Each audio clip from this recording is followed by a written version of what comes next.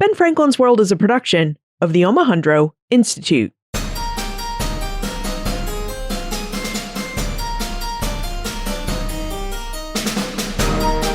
Hello, and welcome to episode 246 of Ben Franklin's World, the podcast dedicated to helping you learn more about how the people and events of our early American past have shaped the present-day world we live in.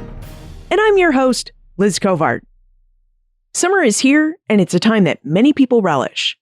They enjoy the warm weather, spending time on the beach, and personally, I enjoy the seasonal excuse to eat fried clams. For many, summer is also a time to slow down and enjoy a vacation, possibly even a good long road trip. You know, speaking of road trips, my parents took my brother and I on lots of road trips when we were kids. Sometimes we'd sit out in our car from New Hampshire and drive south, west, and north. Other times we'd fly into a distant area of the United States and then drive around for a week or so we could see new things. And in grad school, I even had the opportunity to drive entirely across the country, from New Hampshire to California. And that was a fun trip. Tim and I took a month to do it, and we saw so many sights along the way. So I speak from experience when I say that road trips can be a lot of fun. They're a chance to see new places, experience new and different American cultures, and a chance to take in new and different American histories. That's why over the next 4 episodes, we're going to take a road trip together, right through Ben Franklin's World. We'll cover 737 miles or 1,186 kilometers as we revisit 4 historic sites from Montreal, Quebec to Charlottesville, Virginia. Now, I've designed this road trip series to provide you with a fun and doable map for a real-life road trip. Plus, it gives us an excuse to call attention to some of our great early episodes, which in turn creates time for me and my teammates to enjoy our summer vacations and to prepare some exciting new episodes for you, including our 250th episode. Can you believe it? We're almost at episode 250. And when we reach episode 250, that's when Ben Franklin's World will come back with all new interviews. Okay, so our road trip. Our starting point is the museum Château de Ramezay in Montreal, Quebec. We first visited this site back in episode 41 in 2015. It was part of a short series on the causes and effects of the American Revolution. The Château is a really interesting place. It's on UNESCO's 1001 Historic Sites Everyone Should See because of its interesting history. Now, I visited this museum in person. It was part of our French and Indian War Tour cruise, and I can verify that this museum is well worth a visit. So what are we waiting for? We should get this road trip underway and make our way to the Château de Ramezay and our conversation with Bruno Paul Stenson.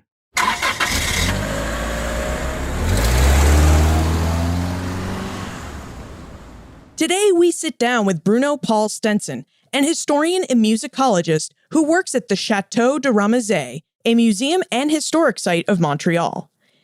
In collaboration with UNESCO, experts selected the Château Ramezay as one of the 1,001 historic sites you must see before you die. Welcome to Ben Franklin's World, Bruno, or should I say, bienvenue? Well, thank you very much, or should I say, merci. We are excited to have you join us today so we can investigate some of the history of New France.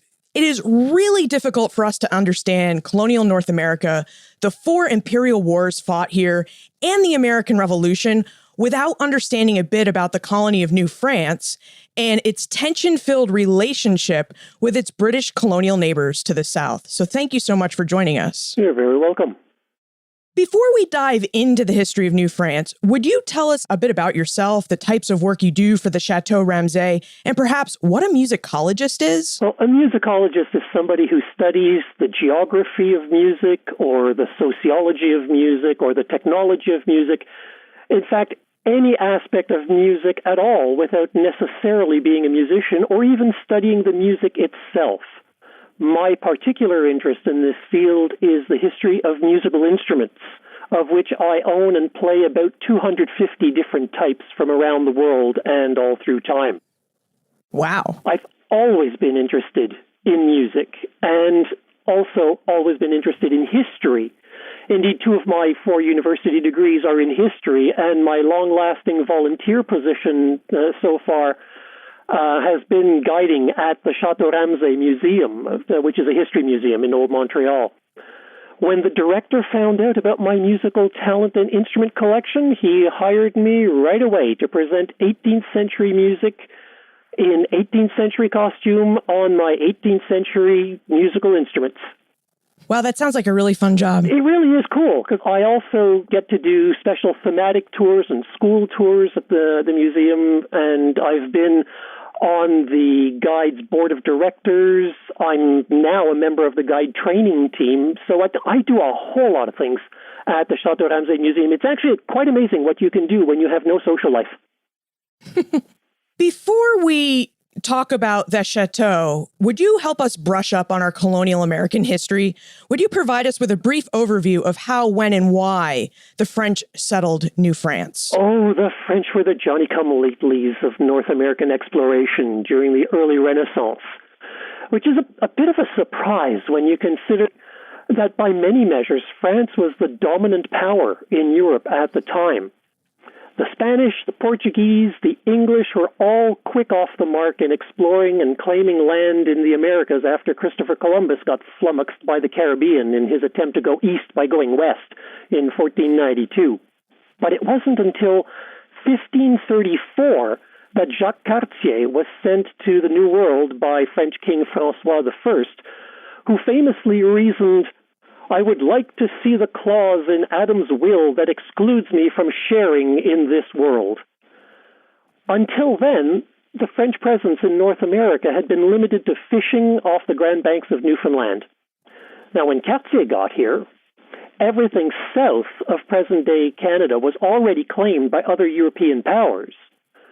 So François' sharing in this world ended up meaning that France took possession of the land along the St. Lawrence River, which the French called Canada, land to the east of that, which they called Acadie, or Acadia, and then land down the middle of the continent from the Great Lakes all the way to the Gulf of Mexico, between land claimed by England to the east and Spain to the west.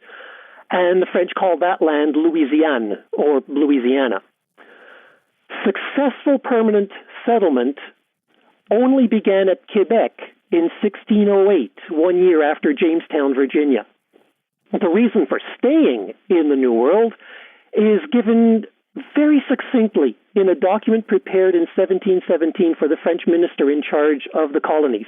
The very first sentence of the document says, "The beaver trade is almost the only objective of the French colony of Canada." The other important objective was converting the locals to Roman Catholicism, but everything else going on in this colony was subservient to and in support of the fur trade. What types of people settled in New France? Could you be a Protestant and settle in New France? What kind of work and background did the colonists have? Cardinal Richelieu made it quite clear. Now, Cardinal Richelieu was the prime minister of the King of France. And he made it quite clear. New France was to be a Catholic colony. So the people who settled here could only be Catholics. But it was the Protestants who attempted to establish a colony here between Jacques Cartier's exploration and Samuel de Champlain's founding of Quebec. So Cardinal Richelieu recognized the importance of the Protestants. So he allowed Protestants to work here, but they were not allowed to settle. And settling meant spending the winter. Because in winter, the St. Lawrence River froze solid. If you were here once the river had begun to freeze, you could not leave. You had therefore settled. So it's Catholics who could settle, Protestants who could work here, but obviously only between mid-spring and early autumn. And Jews were simply banned from the colony entirely. When did the French found Montreal, and what role did that city play in the settlement of New France? Montreal, or Ville-Marie de Montréal, as it was known then, was founded in 1642 on the island of Montreal, which itself is named in a roundabout way after the bump in the middle of the island called Mont-Royal, or Mount Royal. Now, that little bump was named by Jacques Cartier, who was from a country that has the Alps. So there's no way Cartier could look at Mount Royal and think, it's big, it's royal, it's important. No, the real story is actually more amusing. You see, one of his ship officers was the nephew of a bishop of the Roman Catholic Church in Sicily. And the seat of the bishopric was in Monreale in northern Sicily. Cartier was sucking up to the bishop by naming the mountain and island after his bishopric. So it's got nothing to do with the mountain actually looking royal in any way. Be that as it may, Montreal was founded in 1642 by Paul de Chomedy, Sieur de Maisonneuve, and he intended the city to be an evangelical station with the goal of converting the Amerindians who had long been coming to the island of Montreal on a regular basis for trade, the island being located at the confluence of rivers leading to the northwest, to the Great Lakes, and to the northeast. That the Amerindian trade already involved furs rather quickly inspired de Maisonneuve and friends to convert Montreal from an evangelical station to a commercial fur trade station. And as such, while Quebec remained the political capital of the colony, Montreal became the economic capital of the colony. Let's talk about the Amerindian peoples who lived around and came and visited Montreal. What kind of relationship did they have with the settlers of Montreal and New France? Oh, a year after founding Quebec City, Samuel de Champlain set the pattern of relationships between the French and the natives. In 1609, to support the Hurons from the Great Lakes with whom he was trading and who were at war against the Iroquois, Champlain went to war against the Iroquois as well. This war went on until the Great Peace of 1701. So this is a war against the Iroquois that lasted almost a century. And sadly, when you read the treaty, it really turns out to have been not the Great Peace, but the Great Surrender of the technologically wanting. So with peoples to the west and north of the St. Lawrence, the Hurons and the Algonquians, the French had uninterrupted amicable relations, but with people to the south, the Iroquoians, they had hostile relations at the beginning, followed by a very uneasy peace. What was the nature of their hostile relations? Is it because the French moved in and took over their lands? Were they seen as a threat? Were there just poor trading relationships? It's largely because the French were trading with the Hurons, who lived farther north than did the Iroquoians. The farther north you go on the continent, the more beavers you're going to find. And the beaver was the prime fur that these people, the French, were looking for. So the Hurons had more furs. The Iroquois were trading with the English and rapidly running out of fur. So the Iroquois were at war against the Hurons to get the Hurons' fur supply. So the French were basically involved in an economic war between their trading partners and their trading partners' enemies. Let's shift the conversation a bit and get more into the history of the Château Ramezay. Who was Claude de Ramezay, and why did he decide to build the chateau? At that time, Canada, the part of New France along the St. Lawrence River, was divided into 3 administrative regions, each centered on one of Canada's 3 cities, Quebec, Montreal, and halfway between them along the St. Lawrence, Trois-Rivières. Canada as a whole had a governor-general. Each of the 3 city-centered administrative regions also had its own governor. Claude de Ramezay was appointed governor of Montreal and the surrounding region in 1704. The French king, Louis XIII at the time, was too cheap to pay for housing and offices for his colonial governors, so Ramezay was forced to pay for his own. Sort of. Back then, a stone house would cost 450 livres minimum. That's roughly $20,000 in today's currency. An expensive stone house could cost up to 2,000 livres, or about $90,000 in today's currency.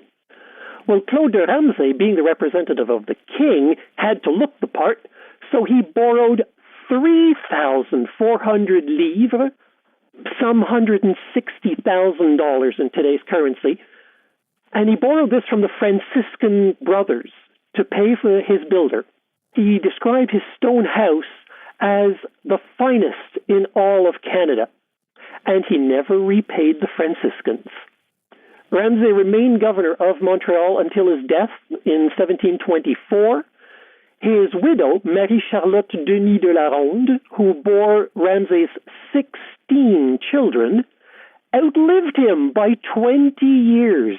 And when she died, their daughter, Françoise Louise, a lumber baron, by the way, sold the house.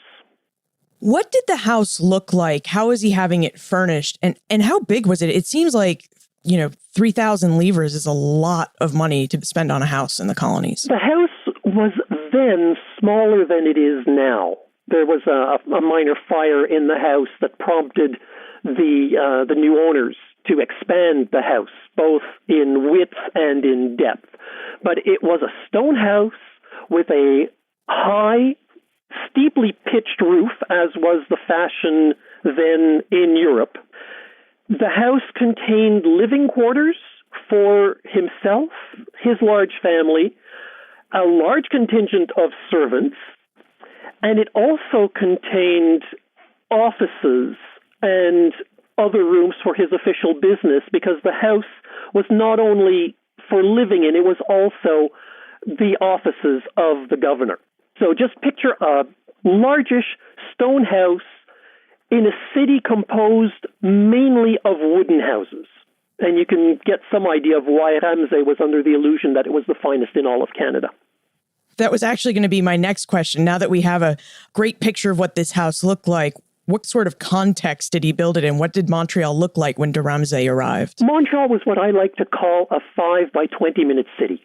It was a fortified city with a 25-foot high stone wall surrounding it. And because the city was built on a long, thin hillock running parallel to the St. Lawrence River, it ended up being a long, thin city. Walking from the north wall to the south wall across the city took about 5 minutes.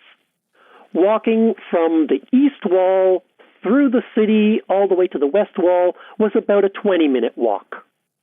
Most of the houses, as I said, were made of wood. Homes of the elite on Notre Dame Street, which runs all along the crest of this hillock, were made of stone. And it's in the east end of that street that Ramezay built his house. The other major east-west artery close to the river is St. Paul Street, which still exists, as does Notre Dame Street still today.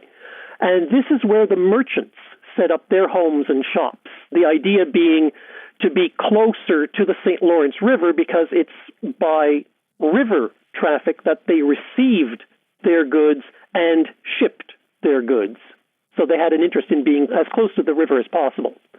Now, in the middle of Notre Dame Street, and I do mean smack dab in the middle of the road, was Notre Dame Church.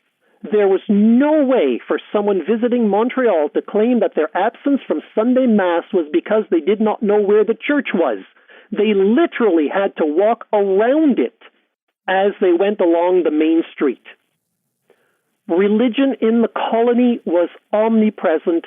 The administrators of the island of Montreal were the Sulpician order, whose seminary remains on Notre Dame Street to this day.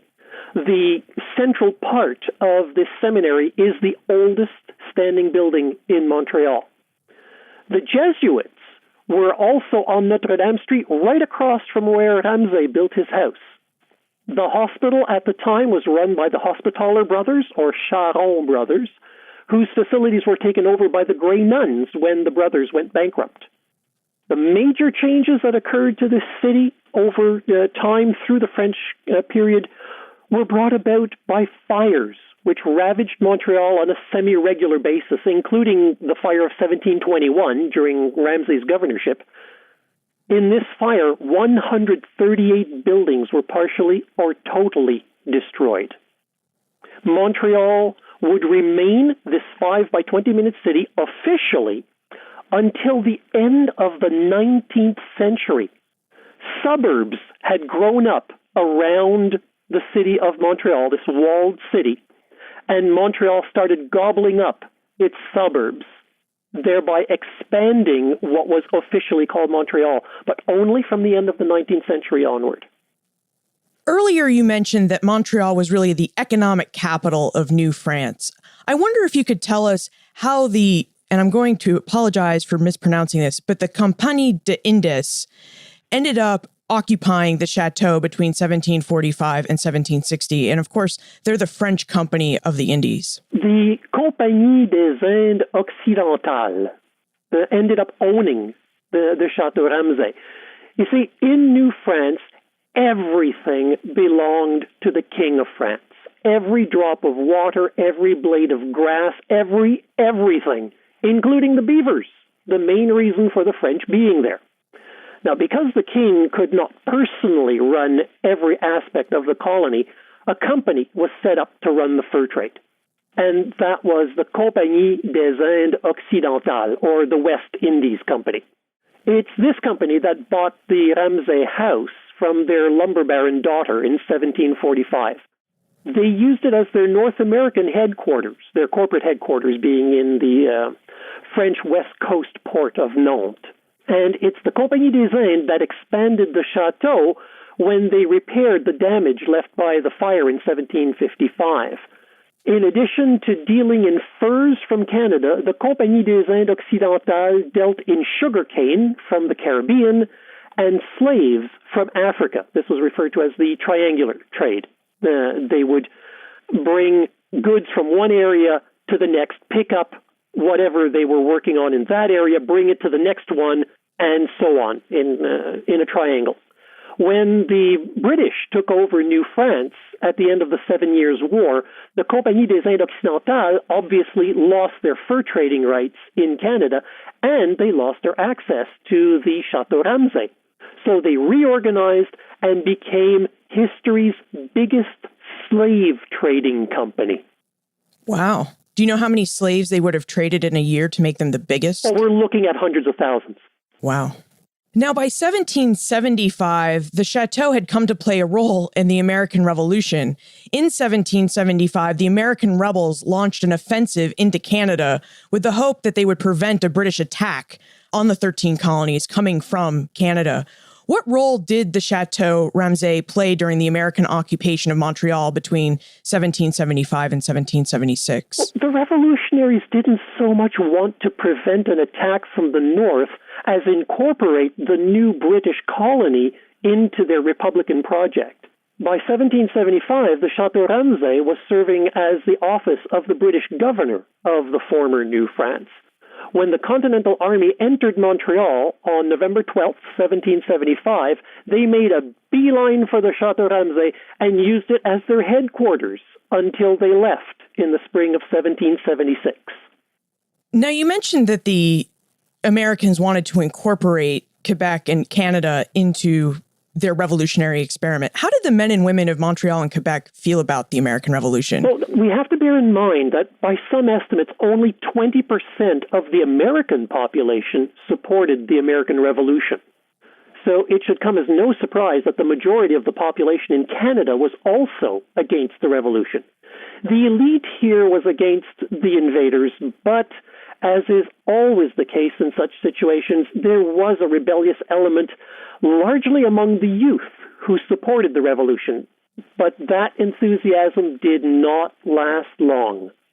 When Richard Montgomery entered Montreal without facing any resistance, he quickly understood that British Governor Guy Carleton had left the city with all of its military to reinforce Quebec City against an attack by Benedict Arnold and his troops.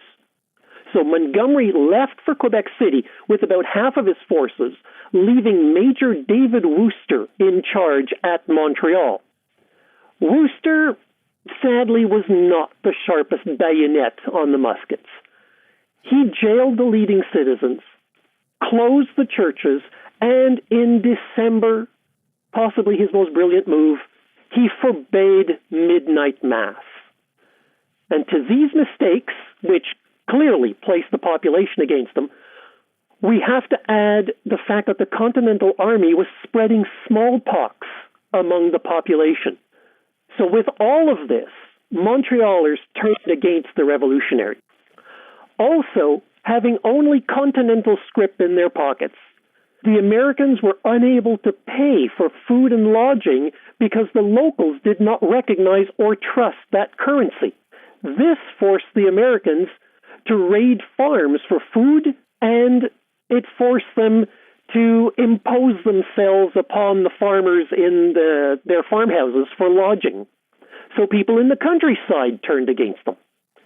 And, of course, at Quebec City, well, there was the siege by the combined forces of Richard Montgomery and Benedict Arnold. So the people at Quebec City failed to rally to support the revolutionaries. Incidentally, the attack on Quebec City was the product of what can easily be described as the most idiotic battle plan ever devised. The Americans were not a formal army. There were some legitimate military within their ranks, but mostly they were militiamen. These were part-time contract soldiers whose contracts were to expire on January 1st, 1776. And we're already in November when they enter Montreal. Many of these militiamen were suffering from smallpox and pneumonia. They ended up eating their boot leather, cartridge boxes, and their dog, a Newfoundland, by the way, just in case you're curious. Their battle plan, wait for the first snowy night so they could attack Quebec City in darkness and be hidden by the snow. Well, that first snowy night only came in the night of December 30th to 31st, a day and a half before the militiamen's contracts were due to expire. To make sure they could recognize each other in the dark, in the snow, the Americans put hemlock twigs in their hats. I don't know if you've ever been out on a dark, snowy night, but there's no way you can see a hemlock twig in anybody's hat. Montgomery and most of his officers were shot dead in the first volley at 2 a.m, largely because Montgomery got the whole proceedings started by yelling at the top of his lungs, "Boys, Quebec is ours!" And that, of course, just told the Canadians where to aim and shoot. Arnold was just at the other end of Quebec City waiting to hear musket fire to know that he should also begin his assault. And he was almost immediately shot, as memory serves, he was shot in the leg. That put him out of commission, and his troops ended up surrendering by 9 a.m. So the whole thing lasted about 7 hours and resulted in 20 British casualties and 100 American casualties, some of whom were not found until the following spring because of the snowstorm that they decided to stage the attack in. So whatever goodwill the Americans might have found upon their arrival in Canada quickly turned to animosity all across the territory, and that prompted a call for diplomats to come up to Montreal and try their hand at getting support from Canada. Yeah, I mean, I've read some of the correspondence between General Schuyler, who was technically the American in charge of the invasion, to the Continental Congress. And Schuyler was like, we don't have enough supplies. I don't want to really launch this attack. And Continental Congress is, you will invade Canada.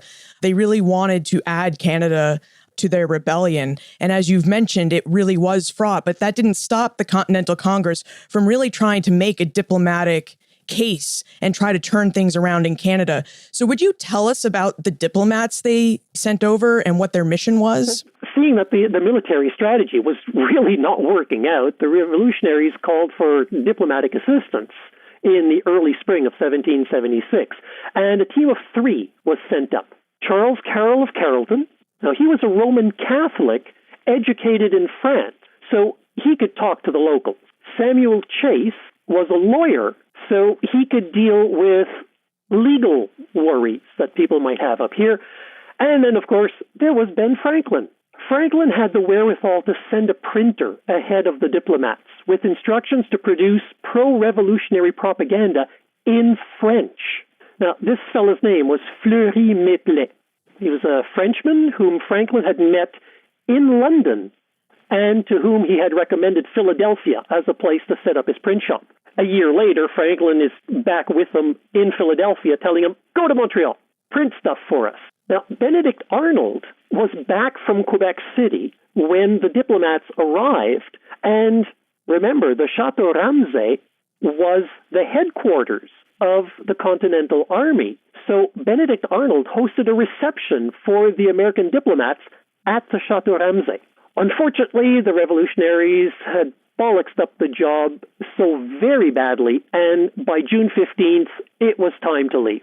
They all made it back over the border, except the printer. He couldn't afford to leave his printing equipment behind, and he also couldn't afford to take it with him. Like the other revolutionaries, the only money he had in his pockets was Continental script, which no one would recognize, and by this time, the locals were so fed up with the revolutionaries that nobody would help him for free or otherwise. So the printer ended up being arrested by the British and put in jail. When they released him as harmless, he started up a pro-revolutionary newspaper. Not the smartest thing to do. That got him thrown back in jail. When he was released the second time, he started up another newspaper. This is in 1778, and that newspaper still exists today. Founded by Fleury Méplet during the American Revolution, it is Montreal's last remaining English-language daily, The Gazette. What role does the Château Ramezay serve in the present day? I mean, what will we see when we come on our next visit to Montreal? Well, when the French Fur Trade Company got booted out of Canada after the conquest, the Château served as the office of the Governor of Canada. It served as a courthouse, a school, even a university, the first French-language university in Montreal. And then, believe it or not, in the 1890s, it was unused and slated for demolition. It was saved by a club of amateur historians and collectors called the Antiquarian and Numismatic Society of Montreal. They created the Château Ramezay Museum within the building's walls in 1895. Through the building itself, the hundreds of historical artifacts that it houses, and through its staff and volunteer guides in period costumes, s'il vous plaît, the museum focuses on the history of Montreal and, by extension, the history of the province of Quebec, of Canada, and bits and pieces of the American history that we share. My favorite room, by far, is the original kitchen in the basement, partly because it has the most amusing cooking aid ever devised, very high-tech for its day. My second favorite space is the French-style garden that occupies the museum's backyard. It's only 1/6 the size of Claude de Ramezay's original garden, but it does give a hint of the magnificent space that Ramezay and his guests will have strolled through. Now, among my favorite items in the permanent exhibition is a Deux Dion Bouton automobile dating back to sometime between 1898 and 1903. It's the first automobile to have been given a registration number by the Quebec government, the equivalent back then of getting a license plate. I also like the magnificent portrait of Ben Franklin and the note that he and his fellow diplomats wrote in Montreal to secure the safe passage of the wife of the man in whose house Franklin had stayed while in Montreal. These last two items are in a room dedicated to 2 of the 3 times that the United States tried to capture Canada, namely the American Revolution and the War of 1812. All right, Bruno, I think you need to tell us a bit more about this intriguing kitchen device. So what is it? Why is it so technologically advanced? Well, imagine a large kitchen fireplace. Right? It's larger than the fireplaces that are used to heat a room.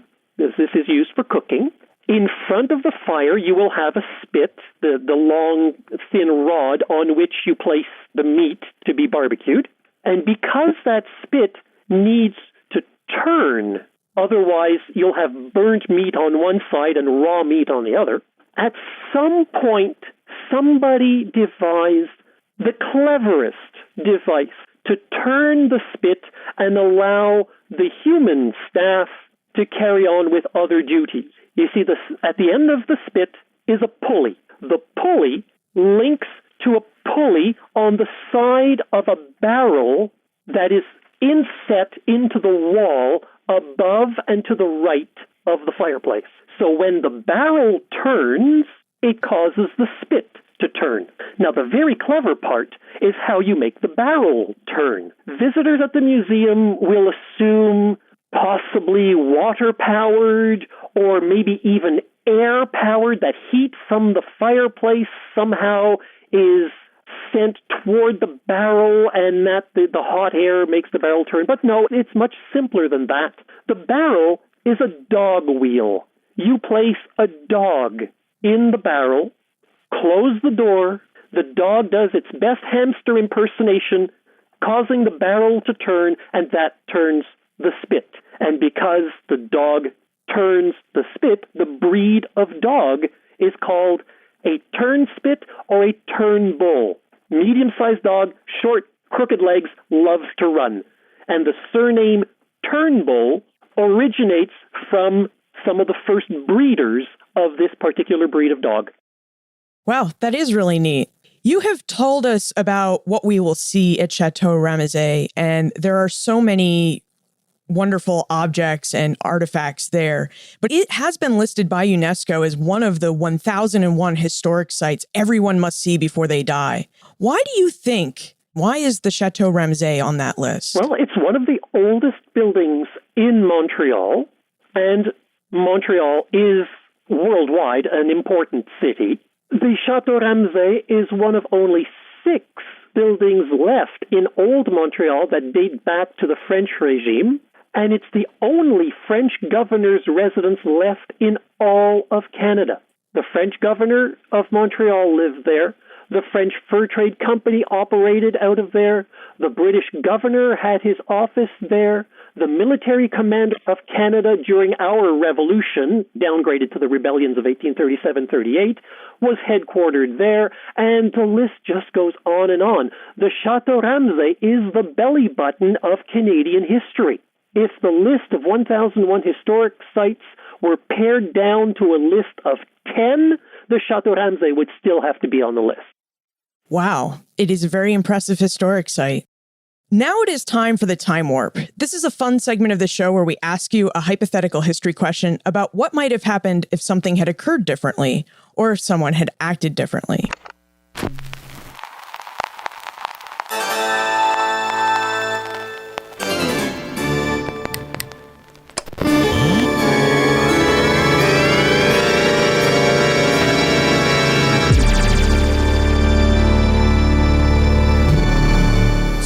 Let's go back to the American Revolution. In your opinion, what might have happened if the Americans had held Montreal in 1776, if they could have repaired their relations? Do you think Quebec would have become the 14th state of the United States? The key would not have been in holding the city of Montreal. It would have been in taking and keeping the city of Quebec, because whoever controlled Quebec City controlled access to the interior of the continent via the St. Lawrence River for whatever reinforcements would be coming, whether they be British or American.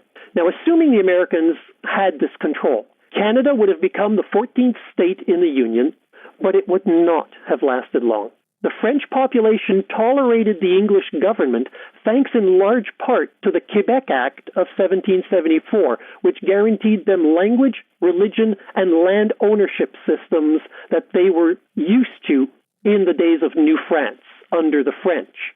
Any attempt to alter any of that would have had dire consequences for the government. Benjamin Franklin made it clear that the United States was to be English-speaking, not French, Protestant, not Catholic, and would have proper land ownership, not the quasi-feudal arrangement that was the seigneurial system inherited from New France.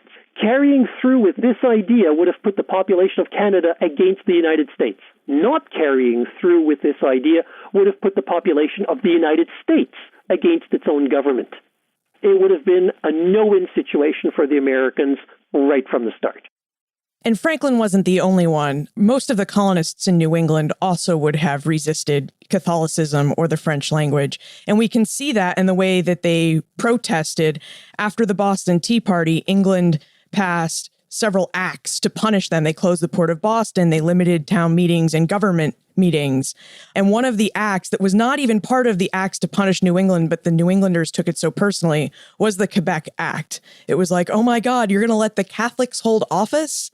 And they had a big issue with it. So it's very interesting to see the perspective you put on that. It sounds about right, I think. Before we conclude, would you tell us whether the Château Ramezay has any other special events or educational programs we should be on the lookout for when we plan our visit? Oh my, it's a long list. In addition to the permanent exhibition on the history of Montreal and a temporary exhibition, currently it's on the 1st Military Regiment in Canada, the museum stages several seasonal activities, such as period military and other demonstrations in summer, a pumpkin-themed exhibition in the garden every autumn, and a special exhibition during the holiday season, the Christmas-themed exhibition. The museum also offers school tours, hosts children's birthday parties, and the building and garden can even be rented for special events such as weddings. So if any of your listeners want to come up to Montreal and get married, they can rent the Château. Fantastic. And where is the best place to look for more information about the Château Ramezay and how to plan our visit? Oh, in the 21st century, where else? The best place to find information about this 18th century building and its current offerings is online at chateauramezay.qc.ca. Fantastic. Bruno, thank you so much for sharing the early history of New France with us and showing us the intertwined nature between Canadian and United States history. You're most welcome. Many books and articles would have you believe that Canada almost became the 13th state in the United States. However, when we look at the historical record and we read the letters from the diplomats and soldiers on the ground, they confirm exactly what Bruno just shared with us. Most Canadians did not want to join the American Revolution. As for the Château de Ramezay, I highly recommend a visit. I had the opportunity to visit the museum last September during my French and Indian War tour. The museum had a lot of great interactive exhibits and discussed a lot of the history that Bruno shared with us, but in a lot more detail. It was fantastic. In fact, it was so good, this is why they're on the show. I wanted to bring the museum to your attention with the hope that the next time you have the opportunity to visit Montreal, you'll stop by and visit that fantastic museum. You can find more information about the Château de Ramezay, their special events, and how to plan your visit by visiting the show notes page for this episode, benfranklinsworld.com/041. And while you're on the website, you should also consider signing up for the Franklin Gazette newsletter, which will not only deliver the show notes for each week's episode into your inbox, but it will also give you access to Poor Richard's Club, our social community for Ben Franklin's World listeners.